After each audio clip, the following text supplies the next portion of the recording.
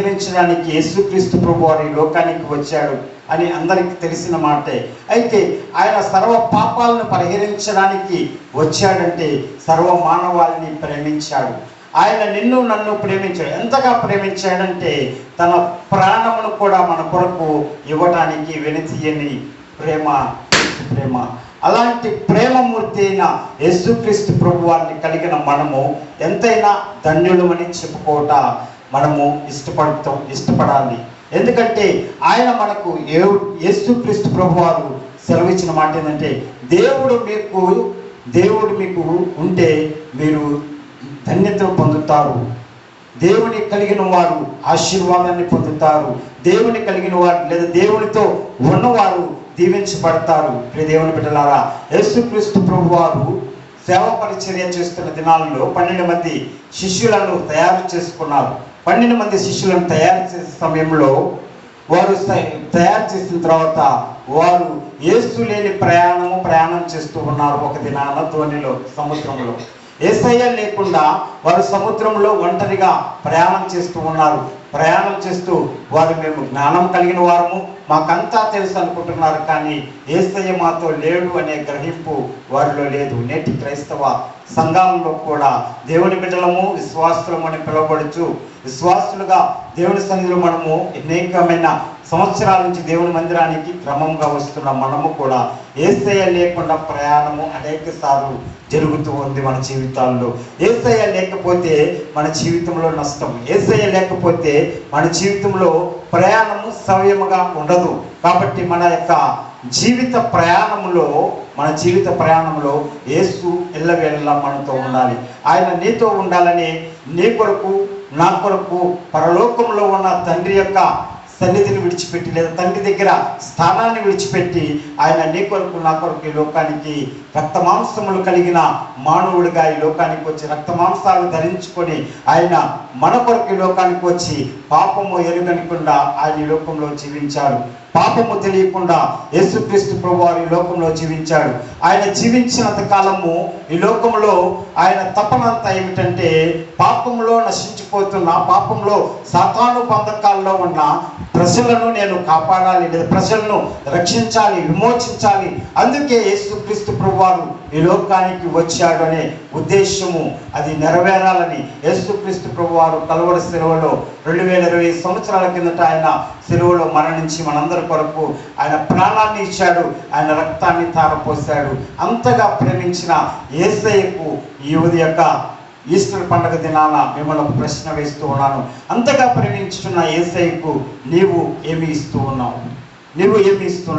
ఒక్కసారి మనము ప్రశ్న వేసుకోవాలి. ఇంతగా ప్రేమించే ప్రాణదాత అయిన యేసయ్యకు నా కోసము ప్రాణం పెట్టాడు, నా కోసము రక్తం కార్చాడు, నా కోసము తన జీవితం అంతా సాక్రిఫైస్ చేసిన దేవునికి నేను ఏమి ఇవ్వగలుగుతున్నానని ఒక్కసారి విశ్వాస జీవితంలో యొక్క ఆత్మీయుల జీవితాల్లో ఉన్న మనము ఒకసారి ఆలోచన చేస్తే మనం ఏమీ ఇవ్వట్లేదు. కానీ ఈ దేవుడు నీ నుండి ఏమి కోరుకోవట్లేదు. కానీ ఆయన అంటూ ఉన్నాడు కదా, నీ హృదయంలో కొంచెం చోటిమ్మని అడుగుతూ ఉన్నాడు. నీ హృదయంలో ఆయనకు నువ్వు చోటిస్తే, ఆయన నీ హృదయంలో ఉంటే, ఆయన నీ ఇంటిలో ఉంటే, ఆయన నీతో ఉంటే నీ జీవితము ధన్యము, నీ జీవితము ఆశీర్వాదము. అట్టి కృప దేవుడు మనందరికీ దయచేయులాగున. ఆమేన్. బైబిల్ గ్రంథంలోంచి కొన్ని మాటలను ధ్యానం చేసుకుందాం. ఈరోజు పునరుద్ధానపు దినము. ఈరోజు ఈస్టర్ పండగ. యేసుక్రీస్తు ప్రభువారు చనిపోయి సమాధిలో పెట్టబడి 3వ దినాన తిరిగి లేచిన దినము కనుక ఆ దినము వాక్యముల గురించి చదువుకుందాం రండి. యోహాను సువార్త 11వ అధ్యాయము. యోహాను సువార్త 11వ అధ్యాయము 25వ వచనాన్ని చదువుకుందాం. 25, 26 వచనాలు చదువుకుందామండి. యోహాను సువార్త. అందుకు యేసు, పునరుత్థానమును జీవమును నేనే,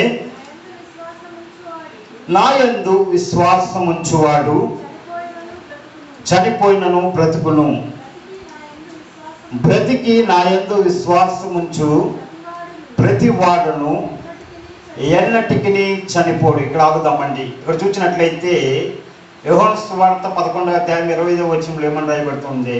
అందుకు యేసు, పునరుత్థానమును జీవమును నేనే, నా యందు విశ్వాసముంచువాడు చనిపోయినను బ్రతుకును. నా యందు విశ్వాసం ఉంచేవాడు చనిపోయినను బ్రతుకును. చిన్న ప్రార్థన చేసుకున్నాం. పరిశుద్ధ తండ్రి, మీకు వందనాలు, స్తోత్రాలు. ఈ ఉదయకాల సమయంలో ప్రభువా, ఈ మధ్యాహ్న కాల సమయంలో అయా చదవబడిన వాక్యములో నుంచి మాతో మీరు మాట్లాడండి.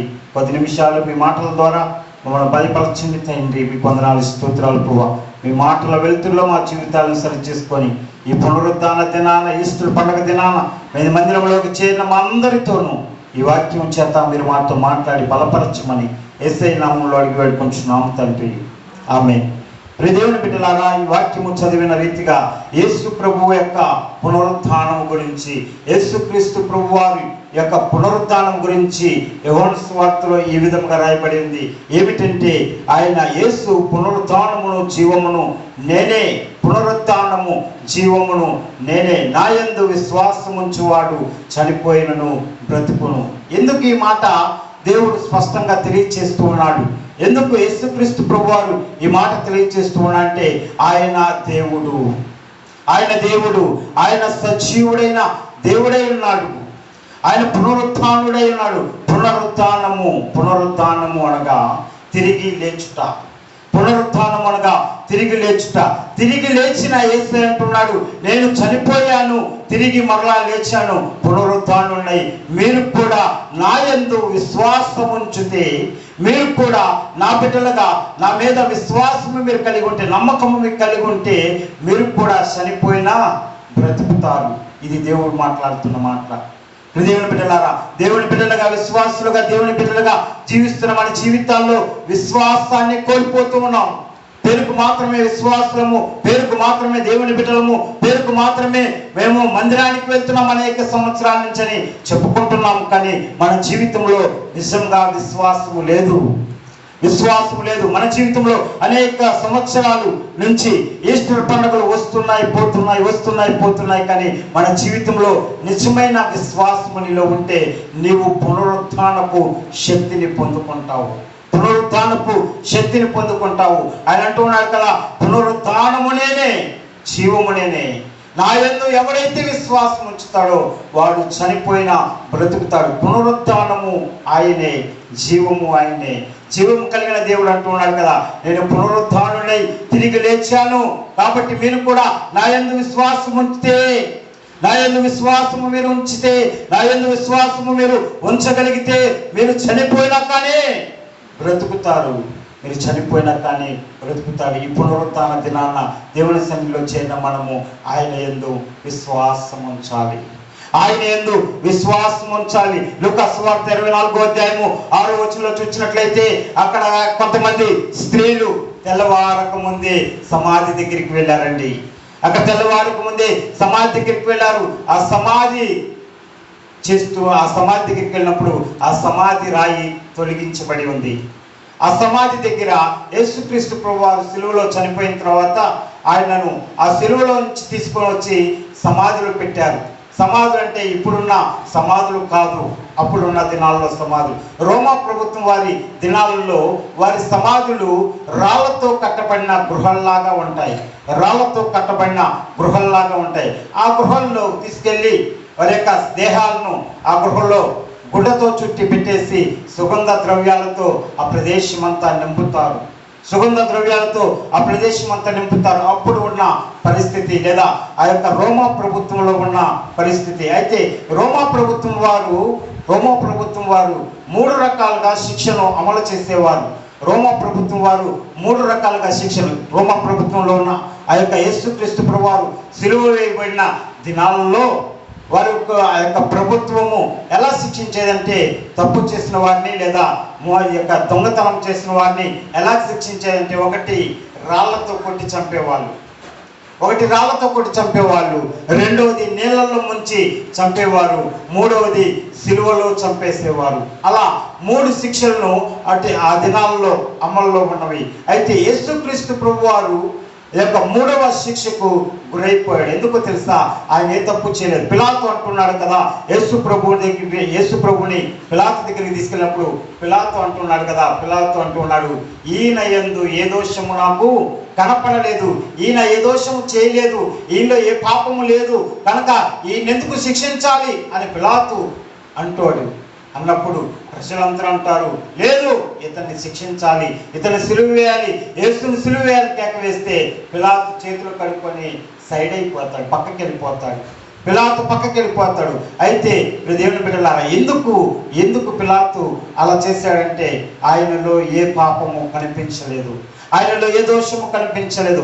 అందుకే యేసుక్రీస్తు ప్రభువారు అలా చంపబడి సమాధిలో పెట్టబడ్డాడు.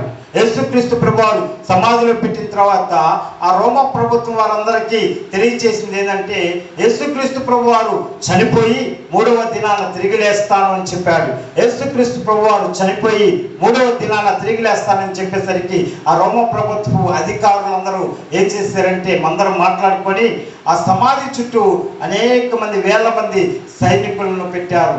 సమాధి చుట్టూ అనేక మంది సైనికులను, వేల మంది సైనికులను ఆ సమాధి చుట్టూ ఉంచారు. ఆ సమాధి ముందు ఉంచబడిన రాయి ఇంచుమించు 2 టన్నుల బరువు కలిగిన రాయి అండి. కాబట్టి అంత బరువైన రాయి దొర్లించారు. చుట్టూ సైనికులు ఉన్నారు. అయితే యేసుక్రీస్తు ప్రభువారు లేస్తారంట. నిజమేనా? ఎలా లేస్తాడు, ఎందుకు లేస్తాడు, ఎలా చేస్తాడో చూద్దామని చెప్పని ఆసక్తిగా సైన్యం అంతా ఉన్నారు. కానీ సైన్యంలో ఎవరికి కనిపించలేదు యేసు ప్రభువారు. సైన్యంలో ఎవరికి కనిపించలేదు. రాయి దొర్లించబడింది. యేసుక్రీస్తు ప్రభువారు తిరిగి లేచాడు. వెళ్ళిపోయిన తర్వాత అక్కడ కొంతమంది స్త్రీలు వచ్చారు. స్త్రీలు వచ్చి అక్కడ చూస్తూ ఉన్నారు. అక్కడికి వచ్చి చూస్తే సమాధి రాయి దొర్లించబడి ఉంది. సమాధి రాయి దొర్లించబడింది. అక్కడ చూస్తే యేసుక్రీస్తు ప్రభువారు సమాధి లేదు. చాలా ఆందోళనకు గురైపోయారు, చాలా ఆవేదనకు గురైపోయారు. ఆ సమయంలో మాట్లాడుతూ ఉన్నాడు. లూకా సువార్త 24వ అధ్యాయము 6వ వచనంలో చూసినట్లయితే ఒకసారి చదువుతాము. ఆయన ఇక్కడ లేడు, ఆయన లేచి ఉన్నాడు. మనిషి కుమారుడు అప్పగించబడి సిలువ వేయబడి 3వ దినమందు లేవవలసి ఉన్నదని ఆయన మీతో చెప్పిన మాట జ్ఞాపకం చేసుకోండి. చాలండి. ఇక్కడ చూసినట్లయితే యేసుక్రీస్తు ప్రభువారు తన చనిపోకముందే తన మరణము గురించి తెలియచేశాడు. యేసుక్రీస్తు ప్రభువారు చనిపోకముందే ఆయన పునరుత్థానం గురించి తెలియచేశాడు. ఏమని తెలియచేశాడంటే, నేను చనిపోతాను, దొంగల శత్రువుల చేతికి చిక్కుతాను, చనిపోతాను, సిలువలో నన్ను మరణిస్తాను, సిలువలో మరణించి ఆయన సమాధి చేయబడతాను, సమాధి చేయబడిన తర్వాత 3వ దినాన నేను పునరుత్థానుడై లేస్తానని ఆయన చనిపోకముందే తెలియచేశాడు. ఆ మాట ఆయనతో ఉన్న వారందరూ మర్చిపోయారు. ఆ మాట ఆయనతో ఉన్న శిష్యులు మర్చిపోయారు. కానీ రోమా ప్రభుత్వం గుర్తించుకొని సైనికులను చుట్టుపెట్టింది. అయినా కూడా సైనికులు ఏమీ ఆపలేకపోయారు దేవుణ్ణి. ఈయన దేవుడు, యేసుక్రీస్తు ప్రభువారు దేవుడు. అందుకే మనుషులెవరు ఆయన్ని ఆపలేకపోయారు. మనుషులెవరు ఆయన మరణాన్ని జయించడానికి ఎవరు సహాయం చేయలేదు. ఎందుకో తెలుసా? ఆయన దేవుడు కనుక. ఆయన దేవుడు కనుక చనిపోయి తిరిగి లేచాడు. ఆయన దేవుడు కనుక చనిపోయి తిరిగి లేచాడు. ఈ మధ్యాహ్న కాల సమయంలో దేవుని బిడ్డలారా, మన దేవుడు సజీవుడైన దేవుడు, మన దేవుడు జీవము కలిగిన దేవుడు, పునరుత్థానమును జీవమును నేనే అని చెప్పిన ధైర్యము కలిగిన దేవుడు మన దేవుడు.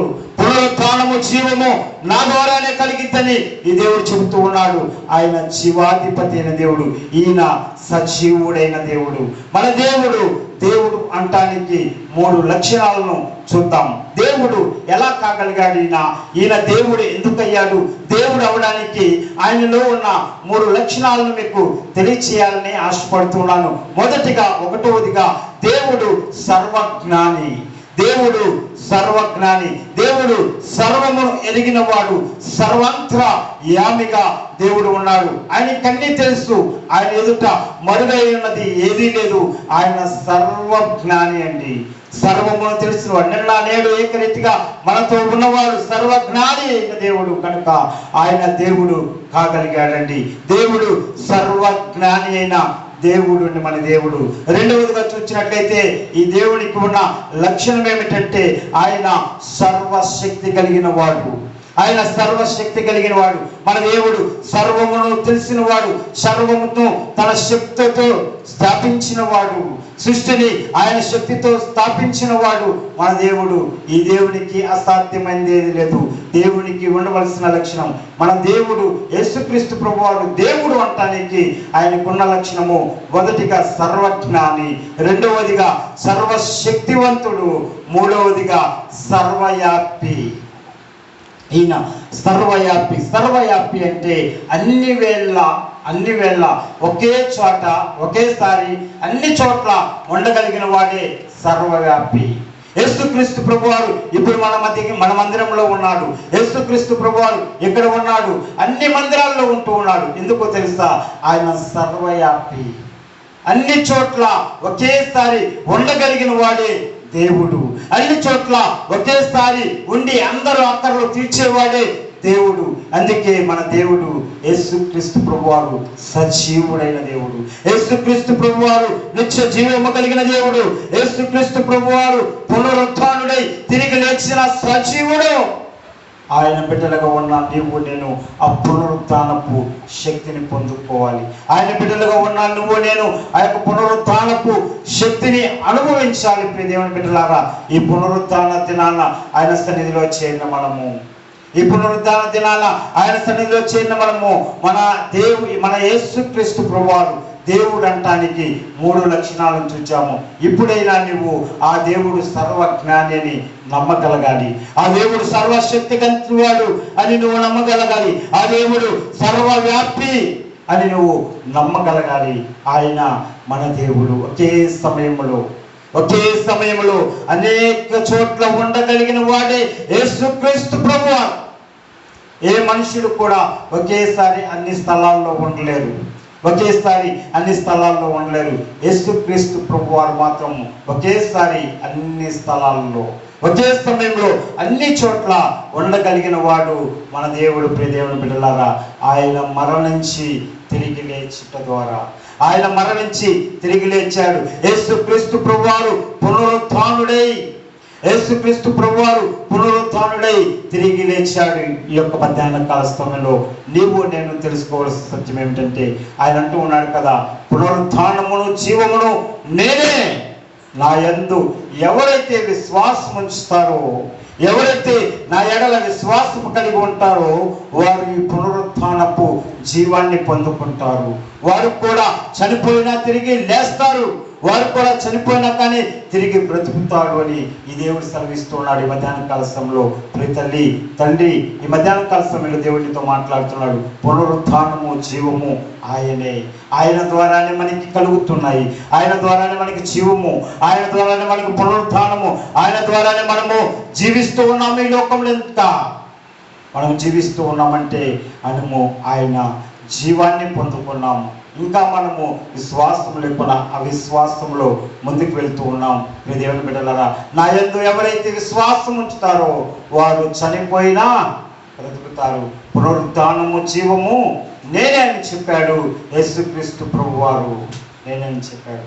మరణమును జయించడానికి లేదా మరణము జయించి తిరిగి లేచుట ద్వారా పునరుత్థానము వచ్చింది.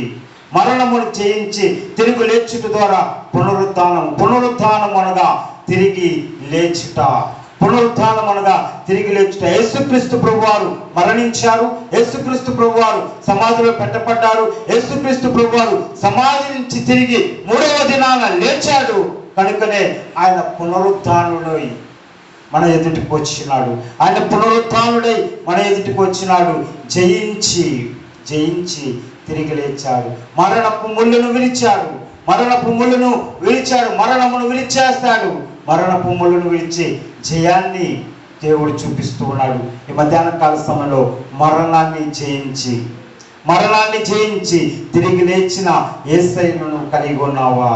మరణాన్ని జయించి తిరిగి లేచిన పునరుత్థానుడైన యేసయ్యను కలిగి ఉంటే నువ్వు చనిపోయినా బ్రతుకుతావు. ఇది దేవుని వాక్యం సెలవిస్తూ ఉంది. ఈ మధ్యాహ్న కాల సమయంలో ఆత్మీయంగా ఎక్కడ చనిపోయామో, ఆత్మీయంగా ఎక్కడ పడిపోయామో, ఆత్మీయ జీవితంలో ఎక్కడ దిగజారిపోయామో, ఆత్మీయ జీవితంలో ఎక్కడ సాతాను బంధకాల్లోకి వెళ్ళిపోయామో ఒక్కసారి పరీక్ష చేసుకో. ఈ మధ్యాహ్నం కాల సమయంలో ఆయన యందు విశ్వాసం ఉంచితే చనిపోయినా బ్రతుకుతావు. ఎందుకంటే పునరుత్థానమును జీవమును నేనే అని చెప్పిన యేసుక్రీస్తు ప్రభువారు మరణాన్ని జయించి తిరిగి లేచాడు. మరణాన్ని జయించి తిరిగి లేచుట ద్వారా పునరుత్థానుడిగా ఉన్నాడు. మధ్యాహ్న కాల సమయంలో మా యొక్క దేవుని బిడ్డలారా చూద్దాము. పునరుత్థానానికి రుజువులు కొన్ని ఉన్నాయి. యేసుక్రీస్తు ప్రభువారు చనిపోయి తిరిగి లేచాడు, యేసుక్రీస్తు ప్రభువారు పునరుత్థానుడై తిరిగి లేచాడు అంటానికి కొన్ని రుజువులు ఉన్నాయి. 5 రుజువులను మీకు చూపించి ఈ మధ్యాహ్నము ఈ వాక్యాన్ని ముగించాలని ఆశపడుతున్నాను. యేసుక్రీస్తు ప్రభువారు చనిపోయారు, యేసుక్రీస్తు ప్రభువారు సమాధి చేయబడ్డారు, యేసుక్రీస్తు ప్రభువారు పునరుత్థానుడై తిరిగి లేచాడని చెప్పుకుంటున్నాం. కానీ యేసుక్రీస్తు ప్రభువారు పునరుత్థానానికి ఆయన రుజువులు కొన్ని చూపించాడు. యేసుక్రీస్తు ప్రభువారు పునరుత్థానుడు అవడానికి ఆయన కొన్ని రుజువులు చూపించాడు. మొట్టమొదటిగా చూద్దాం రండి. యేసుక్రీస్తు ప్రభువారు యేసు సత్యవంతుడు అని రుజువు చేసింది పునరుత్థానము. యేసుక్రీస్తు ప్రభువారు సత్యవంతుడని రుజువు చేసింది. యోహాను సువార్త 2వ అధ్యాయము 19వ వచనాన్ని చదువుకుందాం. యోహాను సువార్త 2వ అధ్యాయము 19వ వచనాన్ని చదువుకుందాము. ఈ మధ్యాహ్న కాల సమయంలో యేసుక్రీస్తు ప్రభువారు సత్యవంతుడని రుజువు చేసింది పునరుత్థానము. సత్యవంతుడని రుజువు చేసింది క్రీస్తు, సత్యవంతుడని రుజువు చేసింది పునరుత్థానము. యోహాను సువార్త 2వ అధ్యాయం 19వ వచనం. యేసు ఈ దేవాలయమును పడగొట్టుడి, 3 దినములలో దాన్ని లేపుదునని వారితో చెప్పెను. యూదులు ఈ దేవాలయమును 46 సంవత్సరములు కట్టిరి, నీవు 3 దినములలో దాన్ని లేపుదువా అని చాలండి. ఇక్కడ చూసినట్లయితే యేసుక్రీస్తు ప్రభువారు బ్రతికున్న దినాల్లో యెరూషలేము దేవాలయం దగ్గరికి వచ్చి ఆయన అంటున్నాడు కదా, ఈ దేవాలయాన్ని పడగొట్టండి, 3 దినాల్లో దీన్ని కడతాను. ఈ దేవాలయాన్ని పడగొట్టండి, 3 దినాల్లో కడతాను అని చెప్పినప్పుడు అక్కడ ఉన్న యూదులందరూ అంటున్నారు కదా, అయ్యా ఇది 46 సంవత్సరాలు కట్టారు ఈ దేవాలయాన్ని, 46 సంవత్సరాలు కట్టారు, అన్ని సంవత్సరాలు కట్టి ఆ దేవాలయాన్ని పడగొడితే 3 రోజుల్లో నువ్వు ఎలా కట్టగలవయ్యా, నువ్వెలా నిర్మించగలవు, నువ్వెలా చేయగలవని యేసుక్రీస్తు ప్రభువారిని అడుగుతున్నారు. అయితే యేసుక్రీస్తు ప్రభువారు అక్కడ సంబోధించిన మాట, యేసుక్రీస్తు ప్రభువారు అక్కడ తెలియచేసిన మాట దేని గురించి తెలియచేశాడంటే తన దేహము గురించి, తన్ను గురించి తెలియచేస్తాడు. తన సిలువలో చనిపోయి సమాధి చేయబడి 3వ దినాన తిరిగి లేస్తాను అని వాగ్దానం చేశాడు. 3వ దినాన తన దేహము గురించి చెప్పాడు. ప్రియ దేవుని బిడ్డలారా, ఈ మధ్యాహ్న కాల సమయంలో ఆయన అన్నాడు నేను చనిపోయి 3వ దినాన తిరిగి లేస్తాను, నేను చనిపోయి 3వ దినాన తిరిగి లేస్తాను. యేసుక్రీస్తు ప్రభువారు పునరుత్థానుడు అంటానికి రుజువు ఆయన సత్యవంతుడు, ఆయనలో అబద్ధము లేదు, ఆయనలో మోసము లేదు, ఆయన అబద్ధం ఆడేవాడు కాదు, ఆయన మాట సత్యమైనది, ఆయన మాట సత్యమైనది, సత్యమును పలికేవాడు మన దేవుడు. యేసుక్రీస్తు ప్రభువారు పునరుత్థానము రుజువు, సత్యవంతుడు. యేసుక్రీస్తు ప్రభువారు సత్యవంతుడు. తన దేహం గురించి చెప్పాడు, ఈ దేవాలయాన్ని పడగొట్టండి, 3 రోజుల్లో నేను కడతానని చెప్పాడు. అలాగే యేసుక్రీస్తు ప్రభువారు చనిపోయాడు, సిలువలో, కలువరి సిలువలో చనిపోయాడు. తర్వాత సమాధి చేయబడ్డాడు. 3వ దినాల పునరుత్థానుడై సజీవుడై లేచి తిరిగి మన ఎదుకు వచ్చాడు ఈ దేవుడు. మధ్యాహ్న కాల సమయంలో ఈ దేవుడు ఏది చెప్పినా చేస్తాడు. బైబిల్ గ్రంథంలో ఈ దేవుని మాటలు అనేకమైన ఉన్నవి కనుక బైబిల్ గ్రంథము సత్యమైనది. బైబిల్ గ్రంథము చదివే మనము సత్యంగా జీవించాలి. ఈ దేవుడు పునరుత్థానుడు అవడానికి, ఈ దేవుడు పునరుత్థానము అవడానికి రుజువు ఆయన సత్యవంతుడు. ఆయన సత్యవంతుడయ్యాడు కనుకనే పునరుత్థానము ఆయనలోనికి వచ్చినది. పునరుత్థానము క్రీస్తును సత్యవంతునిగా మార్చింది. పునరుత్థానము క్రీస్తును సత్యవంతునిగా మార్చింది. ఆయన యేసు సత్యవంతుడని రుజువు చేసుకోవడానికి పునరుత్థానము. యేసుక్రీస్తు ప్రభువారు సత్యవంతుడు. ప్రియ దేవుని బిడ్డలారా, యేసుక్రీస్తు బిడ్డలుగా లేదా దేవుని బిడ్డలుగా ఉంటున్న మన జీవితాల్లో కూడా సత్యము కలిగి జీవించాలి, సత్యము కలిగి జీవించాలి. ఉన్నదే మాట్లాడాలి, ఉన్నదే చేయాలి, చేసేదే చెప్పాలి, అలా జీవించాలి అని దేవుడు కోరుతున్నాడు. సత్యవంతుడైన దేవుడు కనుక పునరుత్థానమును చేయించాడు. యేసుక్రీస్తు ప్రభువారు సత్యవంతుడని రుజువు చేసింది పునరుత్థానం. చాలా మంది యేసుక్రీస్తు ప్రభువారు సెలవులో చనిపోయాడండి, నా కోసం చనిపోయాడు, మా కోసం ప్రాణం పెట్టాడు అంటారు, కానీ పునరుత్థానాన్ని తెలియచేయరు. పునరుత్థానం గురించి చెప్పరు. యేసుక్రీస్తు ప్రభువారి శిలువ మరణము, యేసుక్రీస్తు ప్రభువారి పునరుత్థానము చెప్పాలి. యేసుక్రీస్తు సత్యవంతుడని పునరుత్థానము రుజువు చేసింది. యేసుక్రీస్తు ప్రభువారు సత్యవంతుడి పునరుత్థానము తెలియచేసింది. దేవుడు అంటున్నాడు కదా, నేనే మార్గమును సత్యము జీవము, నా ద్వారా తప్ప తండ్రి దగ్గరికి ఎవరు వెళ్ళరు. మధ్యాహ్న కాల సమయంలో ఆయనే మార్గము, ఆయనే సత్యము, ఆయనే జీవము. సత్యదేవుడైన మన దేవుడు ఆయన జీవంలోనికి నడిపించిపోతున్నాడు. సత్యదేవుడైన మన దేవుడు ఆయన జీవంలోనికి నడిపించిపోతున్నాడు. ఈ మధ్యాహ్న కాల సమయంలో దేవుడికి ఉన్న రుజువు యొక్క పునరుత్థానానికి ఆయన వచ్చిన రుజువు, యేసుక్రీస్తు ప్రభు సత్యవంతుడని రుజువు చేసింది పునరుత్థానము. ఈ మధ్యాహ్న కాల సమయంలో దేవుని బిడ్డలారా, ఆయన బిడ్డలకు ఉన్న మనము, ఆయన అంటూ ఉన్నాడు, నేనే మార్గము, నేనే సత్యము, నేనే జీవము. నాలో ఉంటే మీరు ఫలిస్తారు, నాలో ఉంటే మీరు అభివృద్ధి పొందుతారు, నాలో ఉంటే మీరు దీవించబడతారు. దేవుని బిడ్డలారా, యేసయ్య చనిపోకముందు ఆయన చెప్పాడు, 3 రోజుల్లో లేపుతానన్నాడు. అలాగే 3వ రోజున ఆయన తిరిగి లేచాడు. మాట తప్పలేదు. దేవుని బిడ్డలారా, ఆయన మాట చాలా శ్రేష్టమైనది. ఈ మధ్యాహ్న కాల సమయంలో నీవు నేను కూడా దేవుని సన్నిధిలో ఉంటున్నాం, దేవుని సన్నిధికి వస్తున్నాం, ప్రార్థన చేస్తున్నాం, విశ్వాసులుగా పిలువబడుతున్నాం, కానీ యేసయ్య సత్యవంతుడని ఎరగక ఉన్నాము, యేసయ్య సత్యవంతుడని తెలుసుకోకున్నాము. ఆయన సత్యవంతుడు కనుకే నిన్ను కూడా సత్యంలో నడవమంటున్నాడు. పునరుత్థానము యేసుక్రీస్తు ప్రభువారు సత్యవంతుడని రుజువు చేసింది. పునరుత్థానము యేసుక్రీస్తు ప్రభువారు సత్యవంతుడని రుజువు చేసింది. ప్రియదేవుని బిడ్డలారా, ఆయన సత్య మార్గములో మనము నడవాలి. ఆయన నేనే మార్గం అంటున్నాడు, సత్యము అంటూ ఉన్నాడు, జీవం అంటూ ఉన్నాడు. ఆయన మార్గంలో నువ్వు నడుస్తున్నావా? ఆయన సత్యాన్ని నువ్వు అనుభవిస్తున్నావా? ఆయన సత్యాన్ని నువ్వు అనుసరిస్తూ ఉన్నావో లేదో ఒక్కసారి ప్రశ్న వేసుకో. ఆయన మార్గంలోని వెళ్తే, ఆయన సత్యాన్ని అనుసరిస్తే ఆయన జీవాన్ని నువ్వు పొందుకుంటావు. ఈ మధ్యాహ్నం కాల సమయంలో దేవుడు నీతోనే మాట్లాడుతూ ఉన్నాడు. ప్రియ తల్లి, యేసుక్రీస్తు ప్రభువారు పునరుత్థానుడు అంటానికి రుజువు ఆయన సత్యవంతుడు. యేసుక్రీస్తు ప్రభువారు పునరుత్థానుడు అవడానికి రుజువు ఆయన సత్యవంతుడు. ఆ సత్యము నీలో ఉన్నదా? ఆయన మార్గంలో నువ్వు నడుస్తున్నావో లేదో ఒక్కసారి ప్రశ్న వేసుకోవాలని ప్రభు పేట మనం చేస్తున్నాం. రెండవ భాగాన్ని చూసుకుందాం, రెండవ మాటను చూసుకుందాము. దేవుని బిడ్డలారా, పునరుత్థానానికి రుజువు రక్షణకు నిశ్చయత.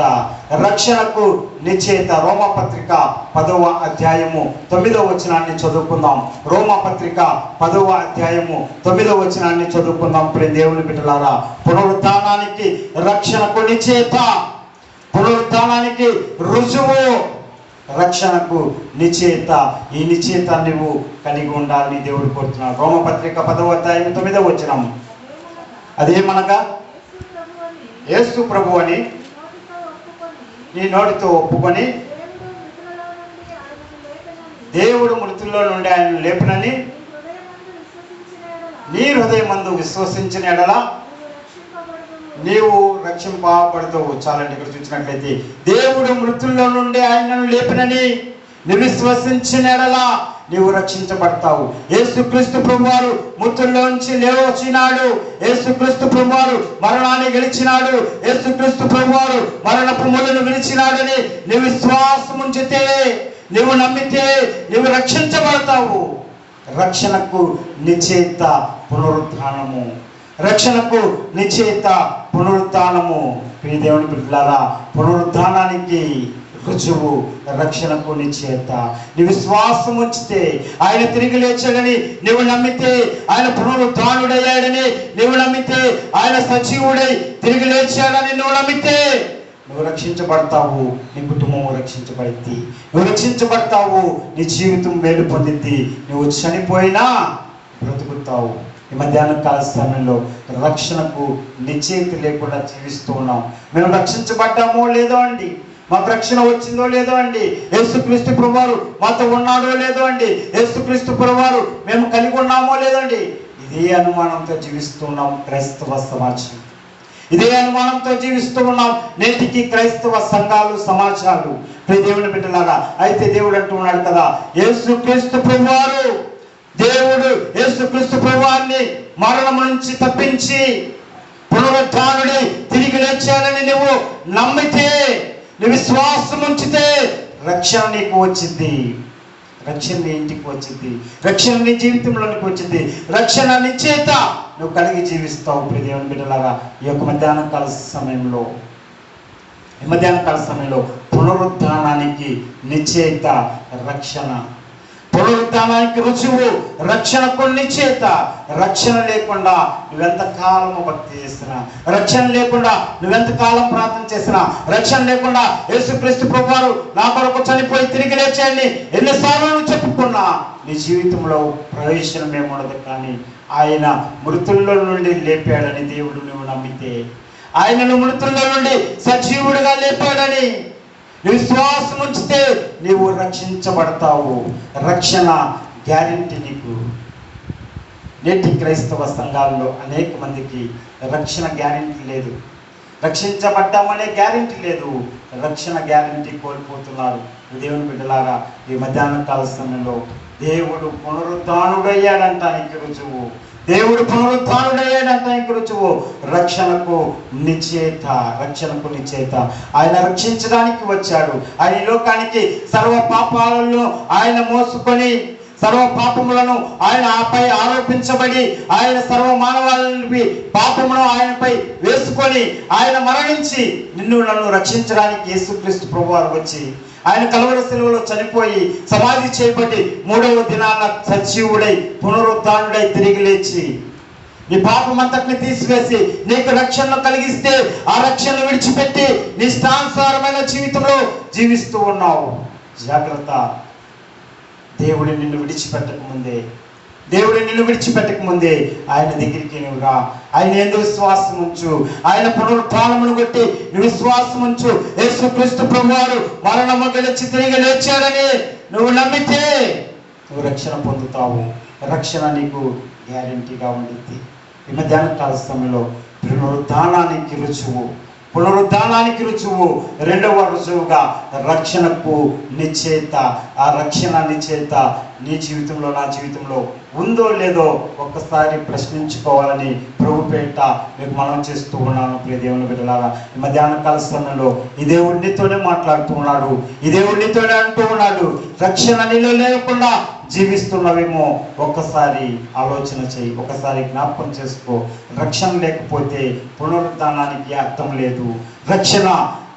రక్షణకు నిశ్చయిత పునరుద్ధానానికి రుజువు రక్షించబడాలి. సర్వ మానవాళి పాపము విమోచించబడి సర్వ మానవాళి రక్షించబడితే ఆయన చనిపోయి తిరిగి లేచిన దానికి అర్థం ఉంటుంది. ప్రియులారా, ఆయన నువ్వు రక్షించబడాలని, ఆయన నీ రక్షణ కోసము, ఆయన నిన్ను విమోచించాలని, ఆయన నిన్ను రక్షించాలని యేసుక్రీస్తు ప్రభువారు కలువరి శిలువలో నీ కోసం, నా కోసం ప్రాణం పెట్టే సమాధిలో ఉంచబడి 3వ దినాన తిరిగి లేచి పునరుత్థానుడై వచ్చాడు.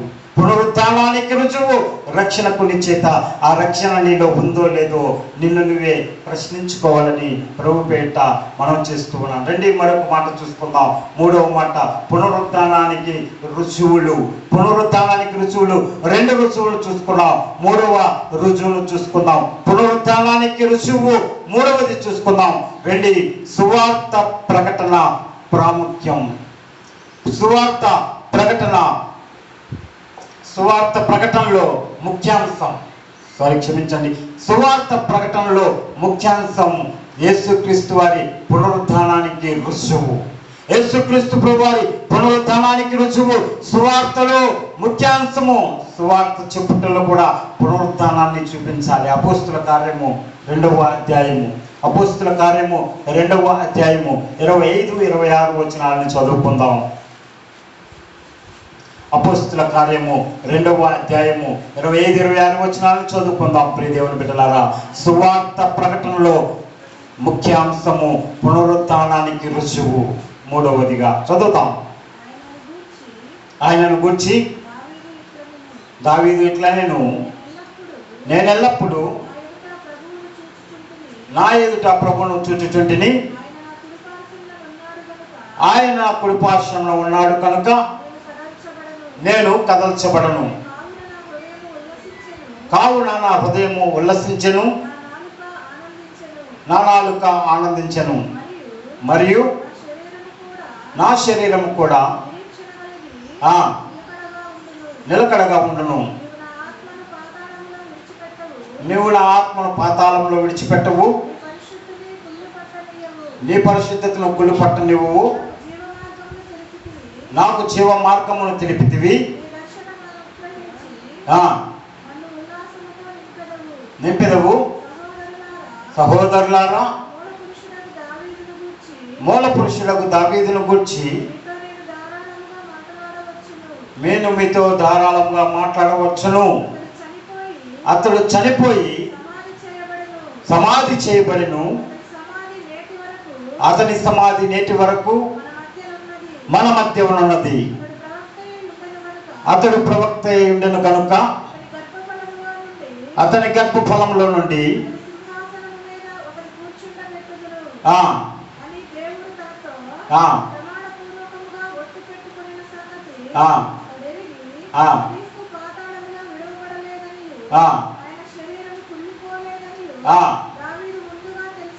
చాలండి. ఇక్కడ చూసినట్లయితే దావీదు కూడా యేసుక్రీస్తు సువార్తను ప్రకటిస్తున్నాడు. ఆయన సమాధిలో ఉన్నాడని, ఆయన కుళ్ళు పట్టాడని చెప్పని అనుకోవట్లేదు, కానీ యేసుక్రీస్తు ప్రభువారు సజీవుడై తిరిగి లేచాడు. ఆయన పునరుత్థానుడై తిరిగి లేచాడు. ప్రియ దేవుని బిడ్డలారా, ఈ మధ్యాహ్న కాల సమయంలో దేవుడు నీతో నాతో మాట్లాడుతూ ఉన్నాడు. ఆయన పునరుత్థానము సువార్త ప్రకటనలో ముఖ్యాంశము. ఆయన పునరుత్థానము సువార్త ప్రకటనలో ముఖ్యాంశంగా ఉంది. కీర్తనల గ్రంథం 16వ అధ్యాయం మొత్తంలో చూసినట్లయితే దాని గురించే తెలియజేస్తూ ఉంది. సువార్త ముఖ్యాంశాలము పునరుత్థానము. పునరుత్థానం గురించి చెప్పకుండా ఎవరు ఉండలేరు. పునరుత్థానం గురించి తెలియచేయకుండా ఎవరు ఉండలేరు. అపోస్తల కార్యము 17వ అధ్యాయము 1వ వచనం నుంచి కొన్ని వచనాలను చదివినట్లయితే, అపోస్తల కార్యము 17వ అధ్యాయము 1వ వచనం నుంచి కొన్ని వచనాలను చదివినట్లయితే అక్కడ దేవుని దాసులు తెలియజేస్తూ ఉన్నాడు. యేసుక్రీస్తు పునరుత్థానాన్ని ప్రచురం చేస్తూ ఉన్నాడు పౌలు గారు. ఆయన పునరుత్థానము అనేకులకు తెలియజేస్తూ ఉన్నాడు. అపోస్తల కార్యము 17వ అధ్యాయం 1వ వచనం నుంచి వారు వెళ్ళి తెస్సలోనికు వచ్చిరి. అక్కడ యూదులు గనుక వాడుక చొప్పున వెళ్ళి క్రీస్తు శ్రమపడి మృతులలో నుండి లేచుట ఆవశ్యకమని నేను మీకు ప్రచురం చేస్తున్నా. అట్లాగుదామండి. పౌలు గారు తెస్సలోనిక సంఘానికి వెళ్ళాడు.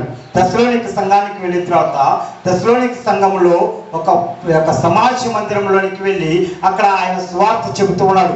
ఏమిటి ఈ పౌలు గారు చెబుతున్న సువార్త అంటే ఏమిటి? ఈ పౌలు గారు చెబుతున్న సందేశం అంటే యేసుక్రీస్తు ప్రభువారి పునరుత్థానం గురించి తెలియజేస్తున్నాడు. యేసుక్రీస్తు ప్రభువారు చనిపోయి సమాధిలో పెట్టబడి 3వ దినాన తిరిగి లేచిన సజీవుడైన దేవుడు యేసుక్రీస్తు ప్రభువారు అని యేసుక్రీస్తు ప్రభువారి పునరుత్థానం గురించి సువార్త ప్రకటిస్తూ ఉన్నాడు. ప్రియ దేవుని బిడ్డలారా, యేసుక్రీస్తు ప్రభువారి పునరుత్థానమునకు రుజువు సువార్త ప్రకటనలో ముఖ్యాంశమైపోయింది. యేసుక్రీస్తు ప్రభువారి యొక్క పునరుత్థానానికి రుజువు సువార్త ప్రకటనలో ముఖ్యాంశంగా అయిపోయి పౌలు గారు కూడా సువార్త ప్రకటిస్తున్నాడు. ఎలాంటి సువార్త అంటే పునరుత్థానం గురించిన సువార్త. పునరుత్థానం లేకుండా సువార్త లేదు. పునరుత్థానం లేకుండా సువార్త చెప్పలేము. పునరుత్థానం లేకుండా సువార్తను కంప్లీట్ పూర్తి చేయలేము. కానీ ఈ యొక్క పౌలు గారు అంటున్నాడు కదా, యేసుక్రీస్తు ప్రభువారు కలవరి సిలువలో చనిపోయాడు, 3వ దినాన ఆయన పునరుత్థానుడై తిరిగి లేచాడు. అదే అధ్యాయం 18వ వచనాన్ని కూడా ఒకసారి చదువుదాం. అదే అధ్యాయం 17వ అధ్యాయము 18వ వచనాన్ని కూడా ఒకసారి చదువుదాం.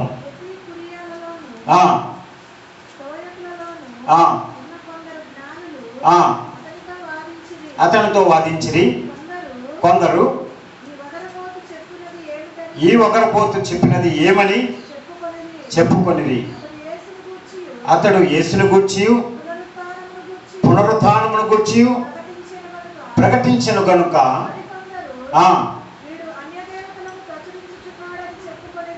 చాలండి. ఇక్కడ చూసినట్లయితే పోస్తులైన పౌలు గారు మరొక ప్రాంతానికి వెళ్ళి అక్కడ కూడా సువార్త ప్రకటిస్తూ ఉన్నాడు. ఆయన సువార్త చెబుతూ ఉంటే అనేకులు ఆయన్ని హేళన చేస్తూ ఉన్నారు.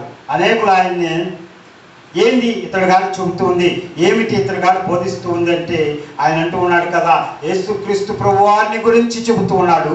యేసుక్రీస్తు ప్రభువారి పునరుద్ధానముల గురించి తెలియచేస్తున్నాడు. ఆయన చేస్తున్న పనంత ఏమిటి, ఆయన చేస్తున్న స్వార్థంత ఏంటి, యేసుక్రీస్తు ప్రభువారి పునరుద్ధానాన్ని తెలియచేస్తూ ఉన్నాడు. దమస్కు మార్గంలో పట్టబడిన పౌలు దమస్కు మార్గంలో సౌలుగా వెళ్ళి యేసుక్రీస్తుని నమ్మిన వారిని హింసించడానికి వెళ్ళిన సౌలు పౌలుగా మార్చబడి పౌలు అంటున్నాడు కదా, యేసుక్రీస్తు వారి పునరుద్ధానాన్ని ప్రకటన చేస్తున్నాను, యేసుక్రీస్తు గురించి తెలియచేస్తున్నాను, ఆయన పునరుద్ధానాన్ని గురించి తెలియచేస్తున్నాను. ఈయన గొప్ప దేవుడు, ఈయన సజీవుడైన దేవుడు, పునరుద్ధానుడైన దేవుడు, మరణమును గెలిచిన సజీవమైన దేవుడు మన దేవుడు అని చెప్పని సువార్త ప్రకటిస్తున్నాం. దేవుని బిడ్డలుగా ఆయన కుమారులు కుమార్తెలుగా జీవిస్తున్నా నీవు నేను కూడా ఆయన పునరుద్ధానాన్ని ప్రకటన చేయాలి, ఆయన పునరుద్ధానాన్ని తెలియచేయాలి, మన దేవుని యొక్క శక్తిని ప్రచురం చేయాలి, దేవుని యేసుక్రీస్తును అనేకులకు పరిచయం చేయాలి, యేసుక్రీస్తు యొక్క పునరుద్ధానాన్ని అనేకులకు తెలియచేయాలి. దేవుని బిడ్డలారా, యేసుక్రీస్తు వారి పునరుద్ధానానికి రుజువు సువార్త ప్రకటనలో ముఖ్యాంశంగా మారాలి. సువార్త ప్రకటనలో ముఖ్యాంశంగా మనముండి ఆయన సువార్తను పునరుద్ధానాన్ని సువార్తను ప్రకటన చేయాలని ఈ దేవుడు కోరుతున్నాడు. అలాంటి కృప ఈ దేవుడు మనందరికీ దయచేయనుగాక. 4వ మాటగా చూసుకున్నాం రండి. 4వ మాటగా పునరుద్ధాన బలము తెలుసుకున్నట్టే ప్రభు కొరకు బ్రతకగలము. పునరుద్ధానపు బలాన్ని తెలుసుకోవాలి. పునరుద్ధానపు బలము తెలుసుకోకుండా, పునరుద్ధానపు శక్తిని మనం తెలుసుకోకుండా పునరుద్ధానాన్ని గురించి ప్రకటన చేయలేము, లేదా పునరుద్ధానాన్ని గురించి తెలియచేయలేము. ఫిలిప్పీయులకు రాసిన పత్రిక 3వ అధ్యాయము 10-11 వచనాలను చదువుకుందాం. ఫిలిప్పీయులకు రాసిన పత్రిక 3వ అధ్యాయము 10-11 వచనాలను చదివినట్లయితే, దేవుని బిడ్డలారా, ఇక్కడ చూసినట్లయితే పునరుద్ధానపు బలాన్ని పొందుకున్నావా, పునరుద్ధాన బలము నీకు తెలుసుకొని ఉన్నావో లేదో ఒకసారి చూసుకోమని ప్రభు మాట్లాడుతూ ఉన్నాడు. పునరుద్ధానపు బలము తెలుసుకుంటే, పునరుద్ధానపు బలము నీవు తెలుసుకుంటే ప్రభు కొరకు బ్రతకకుండా ఉండలేవు, ప్రభు కొరకు జీవించకుండా ఉండలేవు, ప్రభు పని కొరకు ప్రయాసపడకుండా ఉండలేవు. మధ్యాహ్న కాల సమయంలో పునరుద్ధానపు బలాన్ని నువ్వు పొందుకోవాలి, పునరుద్ధానపు బలాన్ని నువ్వు తెలుసుకోవాలి. ఈ దేవుడు కోరుతున్నాడు. ఫిలిప్పీయులకు రాసిన పత్రిక 3వ అధ్యాయము 10-11 వచనాలను చదువుకుందాం.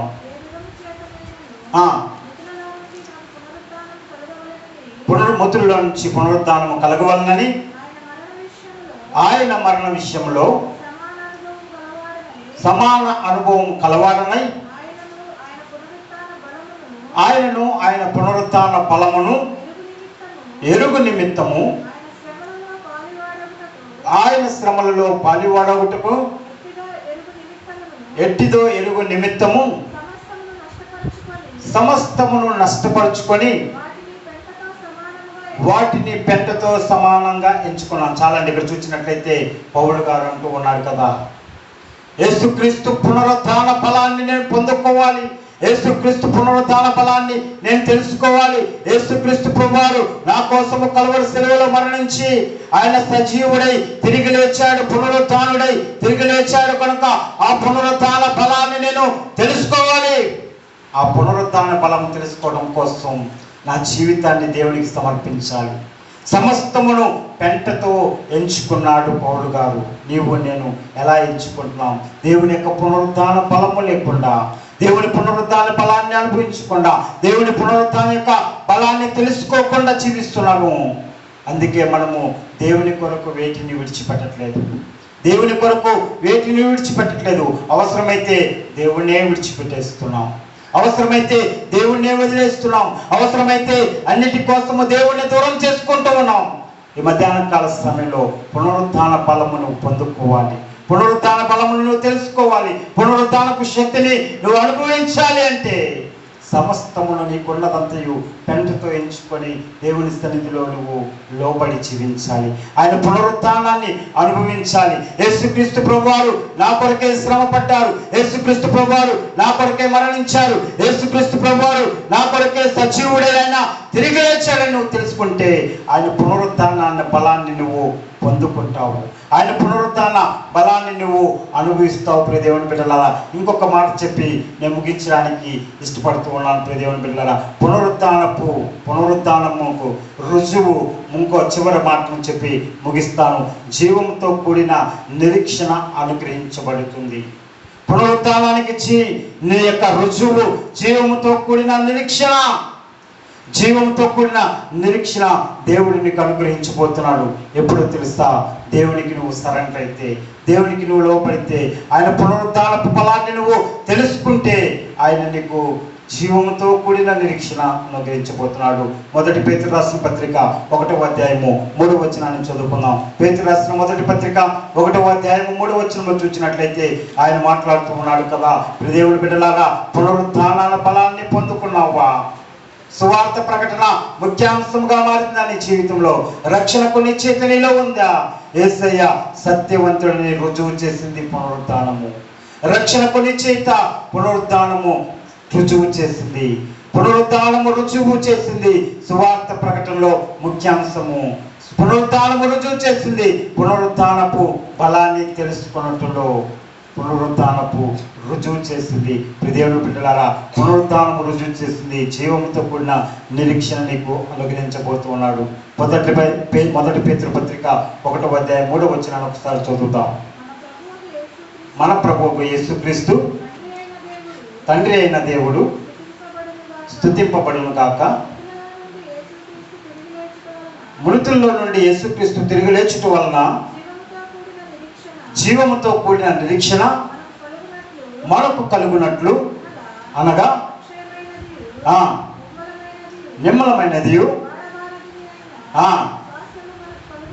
స్వాస్థ్యము మనకు కలుగునట్లు ఆయన తన విశేష కనికరము చొప్పున. చాలండి. ఇక్కడ చూసినట్లయితే మనము జీవముతో కూడిన నిరీక్షణ పొందాలంటే యేసుక్రీస్తు ప్రభువారు పునరుద్ధానుడై తిరిగి లేచాడు.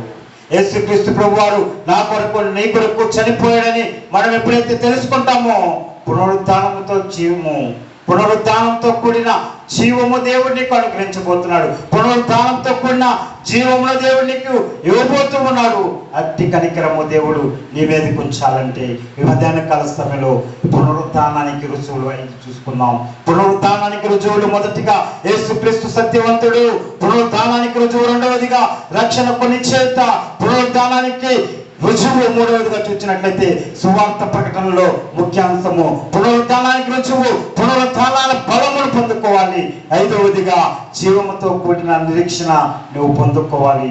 ఈ 5 నీ జీవితంలో నెరవేరాలని దేవుని యొక్క పునరుద్ధానపు శక్తిని నువ్వు పొందుకోవాలి. దేవుని యొక్క పునరుద్ధానానికి రుజువులైన ఈ 5 నువ్వు అమలంబిస్తే, నువ్వు ఈ జీవితంలో అనుభవిస్తే ఈ యొక్క పునరుద్ధానపు శక్తిని నువ్వు పొందుకుంటావు. యేసుక్రీస్తు ప్రభువారు చనిపోయి తిరిగి లేసిన దానికి అర్థం ఉంటుంది. ప్రియ దేవుని బిడ్డలారా, ఈ 5 నీ జీవితంలో జరగాలని ప్రార్థన చేద్దాం.